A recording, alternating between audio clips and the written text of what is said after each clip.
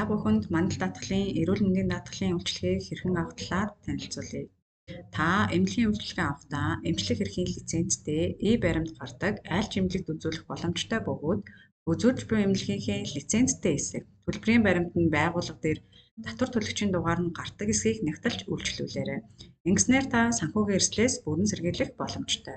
Та өөрийн сонгосон тухайн эмнэлэгтээ амбулаторийн үйлчилгээ, хэвтэн эмчлүүлэх үйлчилгээ, урдсан сэргийлэх үйлчилгээ зэрэг эмнэлгийн үйлчилгээ авахдаа төлбөрөө өөрөө төлөвлөгөөд дараа нь даатгалаас нэхэмжлэн аваарай. Даатгуулагч та нөхөн төлбөрийн материалаа бүрдүүлэн дараах сувгуудаас сонгон хүлээлгэн өгөх боломжтой. Нэгдүгээрт өвтиклэм@mandalcg.in мэйл хаягаар илгээх. Хоёрдугаарт мандал даатгалын үйлчилгээний төвд бичлэн хүргэх.